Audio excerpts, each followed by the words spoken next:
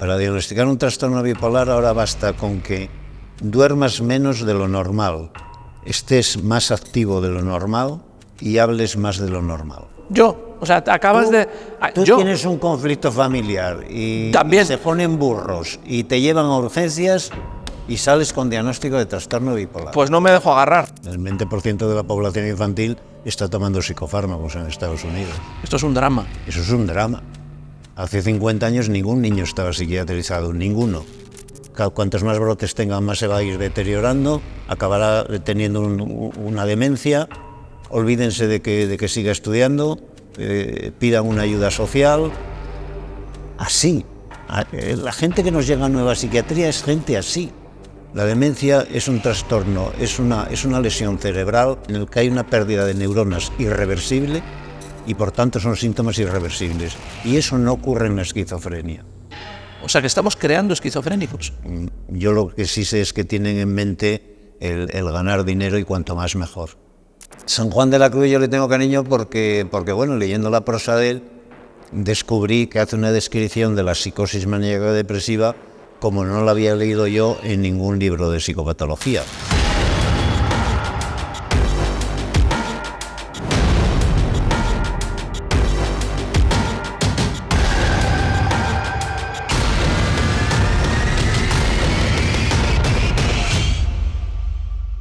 No es casualidad que estemos hoy en una cárcel, no es por morbo, evidentemente. Es un lenguaje simbólico que queremos contar también, porque yo creo que no hay mayor condena, o una de las condenas más difíciles de llevar en esta vida es que te diagnostiquen un trastorno mental. De esto vamos a hablar, de diagnósticos de trastornos mentales, de condenas, con Javier Álvarez, un amigo, un psiquiatra jubilado, dices tú. Sí. Pero yo creo que en la jubilación estás ejerciendo o dando más guerra que cuando estabas en activo, ¿no? Porque Javier Álvarez ha estado varias décadas de psiquiatra en el Hospital de León. Allí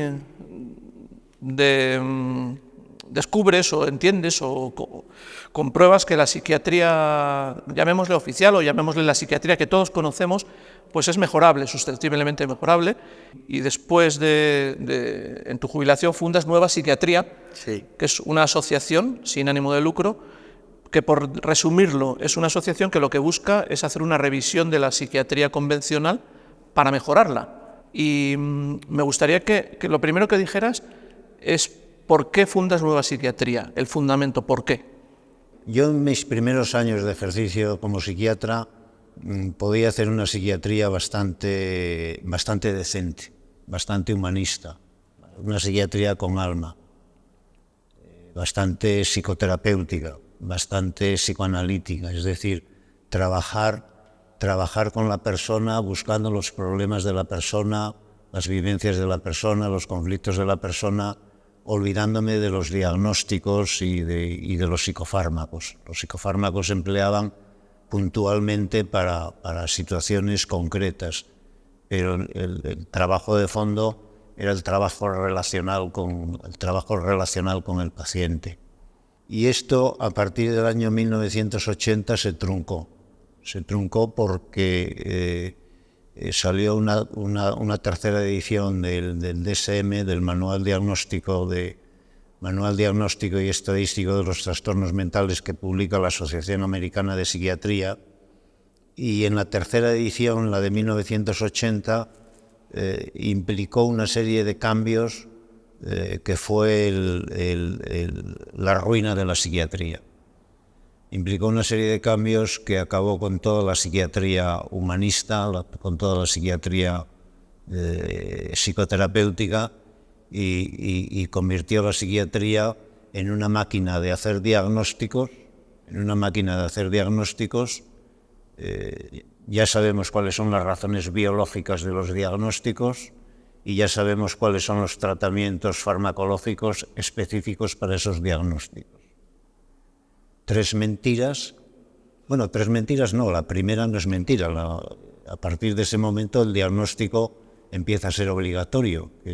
Cuando yo empecé a trabajar en mis primeros años, el diagnóstico era completamente opcional, no había por qué hacer diagnóstico, no era importante el diagnóstico, como es lógico y natural, era importante la persona. Pero a partir de ese momento es obligatorio el diagnóstico y luego vienen esas dos mentiras añadidas. Ya conocemos las alteraciones neurotransmisoras de los trastornos psiquiátricos y ya disponemos de fármacos específicos para esos trastornos. A mí me sorprendía que todo el mundo se callase, que nadie dijese nada, porque había mucha gente que había trabajado como yo, en la misma línea que yo, y me sorprendía que nadie levantase la voz, que nadie dijese, pero bueno, ¿cómo estamos consintiendo esto? Pero esa fue la realidad y entonces yo poco a poco fui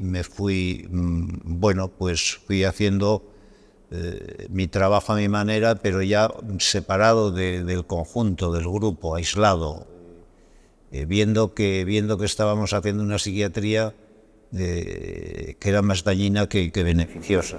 ¿A qué obedece, Javier, según tu criterio, que en ese momento concreto, en los años 80, en ese manual del DSM, deciden hacer este cambio, que yo creo que va en la línea también del abuso del fármaco que estamos viviendo, no solo en los trastornos mentales, sino en toda la medicina, ¿no? En todos los ámbitos de la medicina? Pero ¿tú crees que esto está orquestado? En un momento dado, las farmacéuticas cogen más poder del que ya tenían, o hay una decisión de cosificar a los pacientes. ¿Tú crees que no es casual esto, que ocurre por que alguien decide que ocurra? Sí, yo creo que no es casual. En el British Medical Journal, la revista más prestigiosa de medicina interna probablemente del mundo, había un artículo que se titulaba algo así como Conflictos de interés entre la Biblia de la psiquiatría y las farmacéuticas. La Biblia de la psiquiatría es el DSM. Y la noticia era, muy resumidamente, que en los últimos 5 o 6 años los encargados de hacer, que están preparando el nuevo DSM-6, han recibido, me parece que $13 millones de las farmacéuticas. Para mí es concluyente que quien está manejando el DSM es la industria farmacéutica. Es un blanco y en botella, que se suele decir. Pues yo creo que es un blanco y en botella. Y no es por ser destructivo ni excesivamente crítico, pero creo que es un blanco y en botella. Para que la gente que no tenga conocimientos de psiquiatría, el DSM es un manual donde están los diagnósticos que un psiquiatra o un psicólogo puede diagnosticar. En los años 60, creo que te he escuchado decir alguna vez, eran como 100 posibles diagnósticos, sí. Y en las ediciones, para que la gente lo escuche, en las sucesivas ediciones ha aumentado hasta el punto de... Pues más de 350. El primer DSM se publicó en el año 1950 y tenía 105 trastornos. El DSM-5 se publicó en 2012 y tiene algo más de 350. Y objetivamente ha habido un 300% más de aparición de nuevos trastornos, o es que algunas dolencias, no sé cómo llamarlo en vuestro ámbito, o sea, algunas síntomas se les considera diagnóstico y antes no, o cosas que en la vida nos pasan, como que se te ha muerto un familiar y estás de duelo, ahora creo que está recogido como que es un trastorno mental. Sí, el duelo, si dura más de un año, es un trastorno mental. Lo que hace el DSM es coger variantes de comportamiento que no tienen por qué significar nada patológico, ni tienen base biológica, ni tienen rabo de gaitas, sino son variantes de comportamiento y las etiqueta como trastornos. Yo siempre pongo el ejemplo de los trastornos alimenticios. En psiquiatría existía un trastorno alimenticio muy antiguo, desde el año 1700 y pico, que se llamaba la anorexia nerviosa, anorexia mental, pero que tenía su razón de ser en cuanto a psicopatología, estaba bastante bien estudiado, eran chicas muy inteligentes, con conflictos familiares muy importantes, y que la manera de salvar a la familia era dejar de comer ellas. Pero era un trastorno escasísimo. Ese se incorporó en el primer DSM, porque en el primer DSM lo que se hizo fue incorporar lo que había en los distintos países para hacer un lenguaje común, pero luego ya en el DSM-3 aparece el trastorno por bulimia, que es lo contrario, es decir, comer demasiado. Bueno, comer demasiado, ahí ya no hay... comer demasiado es simplemente un comportamiento, pero no es que comas demasiado porque tus padres se llevan muy mal y para que estén preocupados de ti. Es decir, el otro todavía tiene una explicación psicopatológica, pero este es sencillamente porque comes demasiado y estás obeso. Pues trastorno psiquiátrico. Y en el DSM-5 no estaban contentos con esto y dicen, pues ahora también hay trastorno por atracones. No comes mucho, no comes poco, pero te pegas atracones de vez en cuando.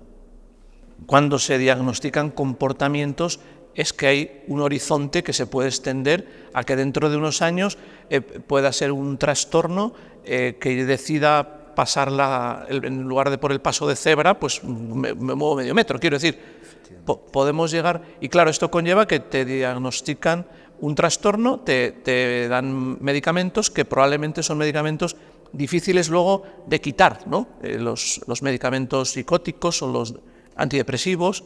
Difíciles de quitar y con muchos efectos secundarios. Eso es. Sí, sí. Entonces estamos generando una población que no debía estar medicada y está medicada y estamos, digamos, creando enfermos por los medicamentos. Sí, sí, lo dices tú mejor que yo.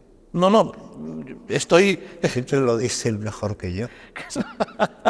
No, porque yo no controlo yo tengo curiosidad y tengo curiosidad de tu conocimiento, pero no sé los términos de los medicamentos y no quiero decir cuando es un antidepresivo llamarle un psicótico o un neuro no sé qué. Eso prefiero que lo digas tú. Fíjate, ahora en los trastornos alimenticios, anorexia, bulimia, trastorno por atracones, ahora están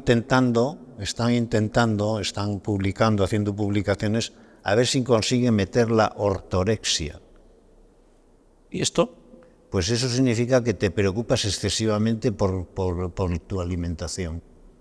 O sea, que lo que hay que comer es lo que te digan, come esto, come estas mierdas, y si te investigas un poco... Bueno, yo no sé lo que hay que comer, pero si te preocupas en exceso, que quién mide el exceso, pues supongo que será el comité de la APA.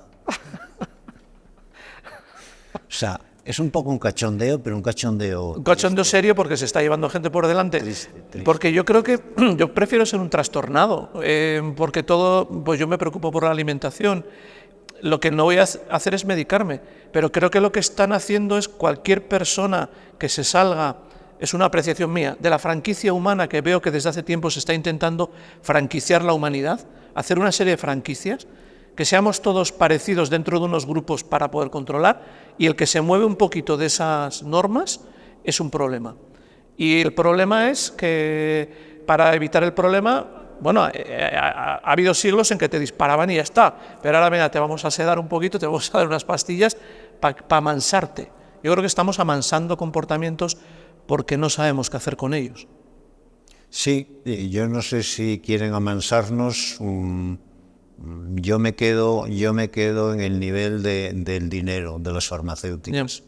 O sea que hay fármacos, los antipsicóticos. Hay antipsicóticos de hace 50 años que siguen siendo tan efectivos como los nuevos. Y valen 0,20 céntimos o la caja o 10 céntimos. Y los nuevos valen 50 euros o 100 euros la caja. Y son prácticamente iguales. Sulpiride y amisulpiride. Son exactamente iguales. El sulpiride vale 10 céntimos y la amisulpirida vale pues 100 euros la caja. Yo lo que sí tengo claro es que lo que les mueve es el dinero. Eso es una de las grandes explicaciones. De momento se puede comprar el supiride de 10 céntimos, llegará un día en que lo quiten, para que solo puedas... Estoy columpiándome, porque a lo mejor ya lo han quitado. Por eso, recuerda que eres... un ejemplo que a lo mejor ya lo han Recuerda que eres jubilado y no ejerces. Bueno, sí ejerces, Javier. Vamos a hablar un poco más de nueva psiquiatría, que parece que se ha quedado ahí como un dato anecdótico y no lo es, esta asociación... No, yo antes de dejar el DSM quería hacer otra anotación. Las que quieras. El DSM-3 facilitó los diagnósticos de esquizofrenia y de trastorno bipolar de una manera brutal y absurda, de tal manera que a lo que hoy llaman esquizofrenia y trastorno bipolar no tiene nada que ver con lo que antes del DSM-3 se llamaba esquizofrenia y el trastorno bipolar se llamaba psicosis maníaco-depresiva. Esos dos trastornos psiquiátricos que estaban relativamente, bueno, se habían hecho estudios psicopatológicos profundos a lo largo de 100 años y tenían una cierta posibilidad de que existiese algo parecido a eso, aunque se desconocían las causas. Pero para hacer los diagnósticos se requerían unos criterios muy estrictos. Y el DSM-3 rompió completamente con esos criterios, puso dos chorradas que son alucinaciones e ideas delirantes, y con eso, que puede ser debido a 1000 razones, han llenado el mundo de personas diagnosticadas de esquizofrenia y de trastorno bipolar, que son los dos diagnósticos más graves de la psiquiatría, porque se supone o se hipotetiza que son congénitos, que son hereditarios, que son para toda la vida y que por tanto el tratamiento hay que tomarlo toda la vida, y estás condenando a millones de personas a ser personas muertas en vida. Y esto quería decirlo porque me parece importante. Yo quería hablar de eso porque sé que son dos de tus caballos de batalla y creo que son las dos enfermedades, he dicho mal, los dos trastornos mentales que a todos nos asustan, que cuando tienes un ser querido, un amigo que pues, tiene esquizofrenia, trastorno bipolar, es como que, por decirlo de alguna manera, y equiparar como el cáncer en la otra, ¿no? Es una palabra... Sobre todo la esquizofrenia. La esquizofrenia, sí. ¿No? Porque lo asociamos a agresividad, lo asociamos a que no se puede convivir con esa persona porque puede ocurrir un acto violento. Es impredecible lo que puede hacer, pero la connotación más grave de la esquizofrenia es que te deteriora. Es decir, a medida que se van repitiendo los brotes de esquizofrenia, las brotes de esquizofrenia, los periodos de enfermedad, se va produciendo un deterioro. ¿A qué nivel es el deterioro? A nivel cognitivo. Y el sujeto acaba con una demencia. Es mentira. Esto es mentira. Es mentira. Es mentira, pero cuando nació la esquizofrenia se hipotetizó que a medida que se repetían los brotes se podía producir un deterioro cognitivo. Y eso ahora se ha convertido en palabra de Dios, y el esquizofrénico, lo primero que le dicen a un chaval, a la familia del chaval cuando lo diagnostican, bueno, tiene que tener mucho cuidado porque si no toma la medicación, si no evitamos que haya recaídas y no toma bien la medicación, acabará demenciándose. No hay demencia esquizofrénica. Por más que digan ellos, no hay demencia esquizofrénica. La demencia es un trastorno, es una lesión cerebral, en el que hay una pérdida de neuronas irreversible y por tanto son síntomas irreversibles. Y eso no ocurre en la esquizofrenia. O sea que estamos creando esquizofrénicos. Estamos creando esquizofrénicos. Esto es dramático. Estamos creando esquizofrénicos, pero fíjate que, claro, si yo voy con mi hijo de 18 años al psiquiatra y me dan este mensaje, el psiquiatra deja de mirar para mi hijo y mira para mí y me dice, bueno, lo que tiene en casa es una bomba de relojería, es para toda la vida, es una enfermedad muy grave, cursa por brotes, cuantos más brotes tengan más se va a ir deteriorando, acabará teniendo una demencia, olvídense de que siga estudiando, pidan una ayuda social. Así, la gente que nos llega a nueva psiquiatría es gente así. ¿Así estamos a día de hoy? Así estamos a día de hoy. Y son miles y miles de personas. Y son cientos de miles de personas en España. En nueva psiquiatría, cuando os viene un caso de una familia que tiene una persona con esquizofrenia, o viene la persona, ¿cómo abordáis? ¿Cuál es vuestra metodología? ¿Cómo es el proceso en nueva psiquiatría? Bueno, pues nueva psiquiatría funciona por grupos. En estos diagnósticos graves suelen llegar primero los familiares antes que el afectado. Pues los asignamos a un grupo. Pues ahora me está viniendo a la mente unos padres de La Coruña están los pobres pues desolados por haber llevado a su hijo al psiquiatra, porque les ha caído un muerto encima que no saben cómo quitárselo. Y bueno, pues lo que intentamos, con la ayuda de todos, de los anteriores, de los que ya han hecho un camino, han hecho un progreso, intentamos ayudarles a que se liberen de esa condena que les han hecho en psiquiatría, y a que intenten ver el problema de una manera diferente, porque es que en realidad es de una manera diferente. Pero esta manera diferente, que yo la entiendo perfectamente sin tener conocimientos, que tú apelas al humanismo, la psiquiatría humanista que se dejó de practicar. Al final, el humanismo que ha desaparecido no solo de la psiquiatría, creo que de nuestra vida, ¿no? Y que te obligan a ti a ser un héroe simplemente por decir ser humano. Es curioso que ahora el rebelde tiene que ser el que simplemente es lo que tiene que ser, humano, y tratar a las personas como personas, que esto es una desgracia que tenemos en este tiempo. Pero a lo que voy, esta manera de tratar, que supongo que en esos grupos habrá familiares, pero también habrá psicólogos o tendrás algunos compañeros, no estarás solo tú en toda esta aventura, ¿no?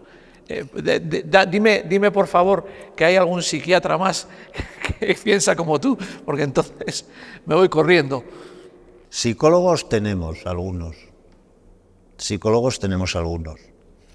Psiquiatras no tenemos, pero mira, Óscar. Tranquilízame con lo que vayas a decir ahora. Sí, yo estoy percibiendo que hay muchos psiquiatras, que empieza a haber psiquiatras, cada vez más psiquiatras, que se están haciendo conscientes de que no pueden seguir funcionando así. Yo entiendo que los psiquiatras no entren en nueva psiquiatría, porque tú imagínate que yo acabo de sacar la especialidad de psiquiatría y me dan una plaza provisional en un centro de salud mental en Brihuega, provincia de Burgos. Si yo digo la 10ª parte de lo que he dicho aquí, el contrato de 3 meses es definitivo y a la calle. Ya. Sí, que tú estás liberado porque ya está. Pero yo veo que cada vez hay más psiquiatras que por ejemplo, pues al principio, cuando los usuarios nuestros le decían al psiquiatra que estaba en nueva psiquiatría, eran todo, ¿dónde te has metido? Eso es una secta, eso no sé qué, eso patatí. Y ahora cada vez son más tolerantes, cada vez dicen, bueno, pues si te va bien, es decir, van cambiando yo creo que algo está cambiando. Bueno. Yo creo que algo está cambiando. O sea, yo creo que el péndulo de la deshumanización, del materialismo, del biologicismo este estúpido, que además no ha demostrado nada. O sea, es que a mí me pone de mal humor, porque dicen, no, ya tenemos marcadores. Bueno, si ustedes tienen marcadores, ¿por qué no los ponen en el informe clínico? Yo cuando salgo de una consulta de neumología, si he tenido una tuberculosis pulmonar, me ponen exploraciones complementarias, bacilo de Koch. Bueno, pues tengo un marcador ahí. Es seguro que he tenido una tuberculosis. Si ustedes tienen 27 marcadores para todo, ¿por qué coños no ponen ninguno en ningún informe clínico? Y lo único que ponen son vivencias subjetivas. El paciente tiene un diálogo prolijo, el paciente tiene en fin, todo subjetividades, pero nada objetivo. Porque las dos que has dicho de la esquizofrenia era delirios y... Ideas delirantes. Ideas delirantes y otra conducta... No más. No más, pero... La esquizofrenia basta esa. Con esa basta, pero si la mitad de los políticos que tenemos las tienen. No voy a decir...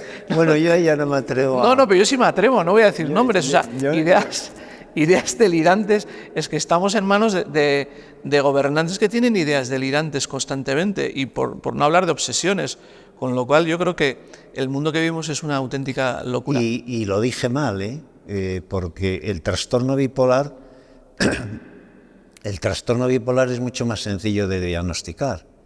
Para diagnosticar un trastorno bipolar ahora basta con que duermas menos de lo normal, estés más activo de lo normal y hables más de lo normal. Yo. Bueno, O sea, acabas de... tú yo tienes un conflicto familiar y También. se ponen burros y te llevan a urgencias y sales con diagnóstico de trastorno bipolar. Pues no me dejo agarrar, pero yo, es que ¿quién no tiene...? Es que con el talante que tienes tú, que eres expansivo, que... Me estás diagnosticando algo ahora mismo. No, Sí, es que te veo venir, Javier. No, pero te lo diagnosticaría. Que ya lo sé, sí, ya lo sé. Es así, o sea, te ven que... y tu familia lo corrobora, sí, se levanta por la noche 4 veces y no sé qué, no duerme, patatín, trastorno bipolar. Claro, y ya empieza... Enfermedad endógena, hereditaria, para toda la vida, tratamiento para toda la vida. La única ventaja que tiene con respecto a la esquizofrenia es que no demencia, pero eres un enfermo para toda la vida. Y cuando quieres quitarte el tratamiento, no te dejan. No te dejan, la familia no te deja, el psiquiatra no te deja, y si lo haces tú a la fuerza y levantas un día la voz, ves, ya has recaído a urgencias. Estamos hablando de miles, decenas de miles de personas en España. En el caso de trastorno bipolar estamos hablando de millones, de más de 1 millón de personas. En España. Sí. De 300.000 personas que había con psicosis maníaco-depresiva, hemos pasado a 1 millón y pico de personas con trastorno bipolar gracias al DSM-3, que simplificó, que facilitó enormemente el diagnóstico. ¿Esto lo has podido decir en alguna televisión, digamos, de estas de ámbito nacional, en algún programa, en alguna radio? No tengo yo contactos con... No, pero tú que No tengo yo aunque lo estuvieras, bueno, pues para eso están estas cámaras recogiéndolo, porque bueno, aunque igual a veces es una labor ingrata la que has tenido que hacer, ¿no?, de enfrentarte a compañeros, pero estás diciendo cosas que para mí las escucho como verdades, y creo que lo que intentamos aquí es que esto tenga cauce, por lo menos. Javier, una pregunta así a bocajarro. ¿San Juan de la Cruz era bipolar? No, ¿Por qué? una razón.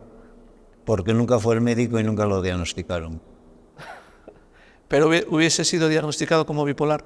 Si pide ayuda y va al psiquiatra, sí. Es decir, la fenomenología que tenía él es exactamente la de la psicosis maníaco-depresiva. Y que para un poco, porque hablamos de San Juan de la Cruz, no así porque me ha venido, sino porque Javier es un... no sé cómo decirlo, porque si te digo experto, has estudiado el caso de San Juan de la Cruz, has hecho una tesis sobre los místicos. Sí. Y quiero hablar de ello también, o sea, por esto lo traigo a colación y ahora ya sigues con la explicación. San Juan de la Cruz yo le tengo cariño porque bueno, leyendo la prosa de él, descubrí que hace una descripción de la psicosis maníaco-depresiva como no la había leído yo en ningún libro de psicopatología. Mejor hecha que todas las que había leído en los libros de psicopatología. Las fases melancólicas de depresión grave. ¿Noche oscura del alma? La noche oscura del alma, la noche pasiva del espíritu y la fase contraria, que también es purificación pasiva del espíritu, que son los estados de éxtasis, de gozo, de exaltación, de unión con Dios, bueno, es la fase depresiva y la fase maníaca. Pero no se puede decir que haya sido un bipolar.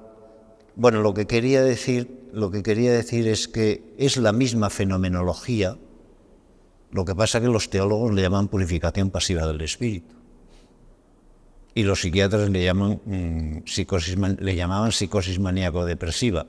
Ahora ya a la tontería esta que han convertido en trastorno bipolar le llaman trastorno bipolar a todo, pero antes para diagnosticar psicosis maníaco-depresiva, que el nombre que se tomó luego es el de trastorno bipolar, es decir, es la misma entidad clínica, pero que le cambian el nombre y le cambian los criterios diagnósticos. Para diagnosticar una psicosis maníaco-depresiva necesitabas la fase depresiva melancólica grave y la fase maníaca de perder completamente el control, ¿no? ¿Tú crees que es necesario para vivir un éxtasis espiritual, ya no lo digo solo como psiquiatra, tener estas fases de melancolía o esta noche oscura del alma? ¿Crees que el proceso tiene que hacerse tocando ese fondo para subir hasta esa iluminación? Es muy compleja la pregunta, pero sí, si quieres tener vivencias de unión con Dios, tienes que tener esas fases. Bueno, o sea, no me extraña, quiero decir, en la historia de todos los santos hay el sufrimiento o enfrentarse a sus... En la historia de todos los místicos hay depresiones severas y fases de gozo también severas. Que eso no quiere decir que sean más espirituales que el que no las tiene. No, evidentemente. Ni que la vida espiritual sea simplemente tener un éxtasis. En la materia está el espíritu de la misma manera. Pero fíjate, en el caso de San Juan de la Cruz, ahora lo conocemos como un santo, los que son católicos, o como un gran poeta, los literatos, incluso los que son ateos. O sea, un genio humano, una persona que ha aportado a la humanidad. Sí. Resulta que estamos hablando de un trastornado mental que como no fue condenado con un diagnóstico, se le dejó expresar su peculiaridad, su rareza, vivir sus extremos, y hoy en día es un activo para la historia cultural de la humanidad. Probablemente ahora estamos acallando y aquietando a genios, a gente que tiene algo peculiar que enseñarnos, y nos resultan incómodos y los empastillamos. Yo no sé qué habría sido de San Juan de la Cruz si no viviese en comunidad. Ajá. Y no hubiese escogido esa vida religiosa que escogió ya a los 23 años. Es que es todo muy complejo. Posiblemente haya personas viviendo en comunidades que tienen este tipo de vivencias, este tipo de fenómenos, y si son bien entendidos por la comunidad, les dejan seguir su camino sin llevarlos al psiquiatra. La importancia vuelve a la importancia del grupo. Volvemos a la importancia de no ser juzgado, ser entendido en tus matices de expresión y acogido también, porque ahí seguramente el grupo te ayuda en los momentos donde te tiene que ayudar. Que esto es lo que quizás falta ahora, ¿no? Que es a lo que tú apelas desde Nueva Psiquiatría y con tu discurso, que si fuéramos un poco más acogedores con las personas, necesitaríamos menos diagnóstico y menos fármaco, más comprensivos. Y eso es lo que intentamos ayudar o enseñar o promover en los grupos de Nueva Psiquiatría. Hacerle ver a la familia que lo que han llamado esquizofrenia no es una esquizofrenia, es una manera de ser de esa persona o un conflicto de esa persona, y que si lo acoges y lo apoyas o tratas de comprenderlo o le ayudas en ese proceso, evitas toda la psiquiatrización. Todos los grandes psicoanalistas han dicho eso. La personalidad es el resultado de la interacción social en los primeros años de vida. Déjenme ustedes de historias que no conocen nada de que si hereditaria, que si patatín, que si patatán. Es el resultado de la interacción social en los 6-7 primeros años de vida. Que generalmente son en el entorno familiar. Claro. Y ahora mismo que la familia... Y ahora que no hay familia, pues yo no sé cómo será la personalidad de la gente. De hecho, en Estados Unidos está psiquiatrizada el 20% de la infancia. El 20% de la población infantil está tomando psicofármacos en Estados Unidos. Esto es un drama. Eso es un drama. Hace 50 años ningún niño estaba psiquiatrizado, ninguno. Y con visos a crecer. Bueno, como tú has dicho, hasta que el péndulo del materialismo empieza a girar hacia otro lado. El otro día le escuchaba decir a Bruce Lipton, el biólogo, que es necesario el colapso, y que bienvenido sea el colapso de este sistema para que pueda ir el péndulo hacia el otro lado, ¿no? Quizás tenemos que vivir ya un abuso total para que, como tú dices, esos psiquiatras que empiezan a tener conciencia se manifiesten o nos manifestemos todos. No sé.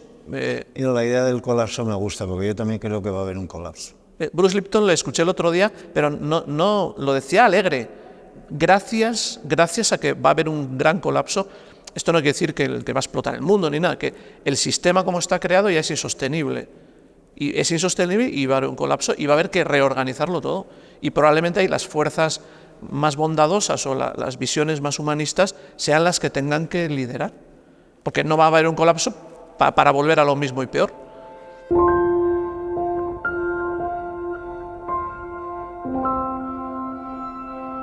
Hiperia. ¿Cómo suena esa palabra? Suena bonita, hiperia.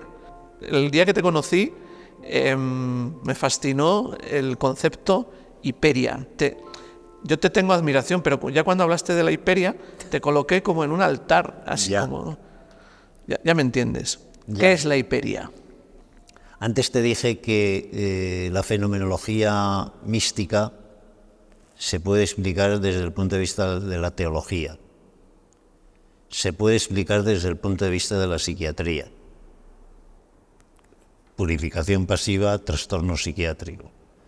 Se puede explicar también como crisis epilépticas parciales simples. Toma. Como pequeñas descargas cerebrales, pequeñas descargas epilépticas. Si yo tengo una descarga, una pequeña descarga en el lóbulo occipital, tengo una alucinación visual. Si tengo una descarga en el lóbulo temporal, tengo una alucinación auditiva. Y así sucesivamente, ¿no? Esos fenómenos psicóticos se pueden explicar también como crisis epilépticas parciales simples. Bueno, todo esto nace de San Juan de la Cruz. Fue San Juan de la Cruz el que me hizo ir estudiando todo esto, y yo iba viendo que se podía explicar así, se podía explicar así, se podía explicar de la otra manera. Y luego lo que constato es que los mayores genios y creadores de la historia tenían esa fenomenología. Unos diagnosticados de epilepsia y otros sin diagnosticar de epilepsia, pero si vas al Museo de la Epilepsia de Berlín, verás que hay miles de genios que han sido epilépticos. ¿Hay un museo de la epilepsia? Sí, creo que sí. Yo no lo conozco, lo he leído, lo he estudiado, lo he trabajado, pero no lo he visitado. En definitiva, si la fuente de creación genial de la historia ha sido o la mística, o el trastorno psiquiátrico, o la crisis epiléptica, que en definitiva son tres explicaciones de una misma fenomenología, si esos procesos, lo interpretemos como lo interpretemos, han dado lugar a las creaciones más geniales de la historia, convendría llamarles de otra manera. Convendría hipotetizar que es una función cerebral. Ajá. Una función cerebral que se está desarrollando y que estamos pasando del pensamiento lógico y verbal y procesual de poco a poco de la palabra al conocimiento intuitivo, al conocimiento de repente. La conexión con los niveles... Empático. Conexión con todo, con todas las demás mentes. Porque eso es lo que experimenta el que está en un éxtasis. Es la antesala a la conexión con Dios. Eso es. Y esto... Si yo me conecto mentalmente contigo y telepáticamente con todos, me estoy conectando con... Dilo. Con Dios. Eso es. Esa es la hipótesis. Pero fíjate, la hipótesis... Pero es una función cerebral. No, que esto la gente lo entiende mal. Es cómo se expresa en nuestro cuerpo esos fenómenos. Yo no digo que la causa de esos fenómenos sea la hipersincronía neuronal, el exceso de neuronas que se activan a la vez. Yo digo que cuando una persona entra en ese estado o tiene esa vivencia, en el cerebro se produce eso. La hiperia. Sí, es una hipótesis solo. Yo no sé a qué responde, o qué finalidad tiene, o qué es lo que la causa, o cuál es la causa. No, eso yo ahí no entro. Yo lo único que digo es que cuando uno tiene vivencias extáticas, por poner un ejemplo, vivencias de éxtasis, en el cerebro se produce esa descarga eléctrica. Pero no digo que la descarga eléctrica sea la causa de ese fenómeno. La consecuencia, o estar simultáneamente ocurriendo. Es la expresión corporal. La expresión corporal. Por verlo de otra manera, sin entrar en si es causa o consecuencia, lo que me gusta de este término que alude a esa capacidad, es que precisamente tú dices que tenemos una capacidad cerebral para conectar con digamos, un nivel superior, del que podemos participar y del que pueden participar las demás personas. Y yo ahí lo dejamos hasta cuánto de superior. Pero es cierto que esta función no la describe la medicina ni la biología, y la niegan también muchos intelectuales. Es decir, sí, por eso digo que es una hipótesis con minúsculas, muy pequeñita, y que tardará 2500 años en... Esto es como lo del heliocentrismo. Como yo le he dado muchas vueltas a esa historia, ya Aristóteles, hay un famoso problema de Aristóteles, el problema 30 de Aristóteles, que dice, ¿por qué todos los que han sido peritos, peritoi, dice él, todos los que han destacado, ya sea en la política, ya sea en las ciencias, ya sea en la filosofía, ya sea en el arte, ¿por qué han sido todos melancólicos? Y algunos hasta el punto de caer en la enfermedad de la melancolía. Es decir, ya Aristóteles se había dado cuenta de que los grandes creadores, los grandes genios, padecían melancolía. Melancolía es la manera de decir depresión melancólica en la época griega. Y además en la época de la medicina griega, cuando la bilis negra, que de ahí viene melancolía, mélanos de negro, es un exceso de bilis negra, ¿no? Y decían, cuando la bilis negra ataca la mente, te produce melancolía, pero cuando ataca al cuerpo te produce epilepsia. Y en la hiperia está ahí la epilepsia. O sea, tiene verosimilitud. Yo solo digo que tiene verosimilitud. Nos daría una salida. Nos daría una salida. Nos daría una salida. Te has asustado hasta de lo que ibas a decir. Nos daría una salida racional a algo que es irracional. Claro, porque necesitamos siempre la razón, porque no nos atrevemos a vivir sin la razón, que esta sería la siguiente paso. Digo, no lo entiendas, pero o porque no hemos tenido experiencias. No racionales.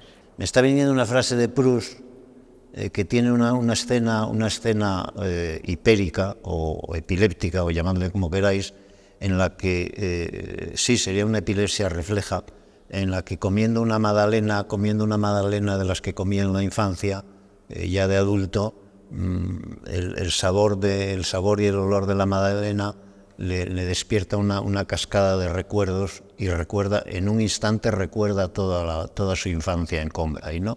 Y dice él, un hombre que ha vivido fuera del tiempo ya no tiene miedo a la muerte. Que era un poco lo que estábamos... Sí, es esa puerta, es como... decir, el que tiene la vivencia estática, le queda la certeza de que hay otra realidad. Yo creo que la hay. ¿Tú crees que la hay? No, yo no tengo duda. Ya. Quizás... Pues te envidio.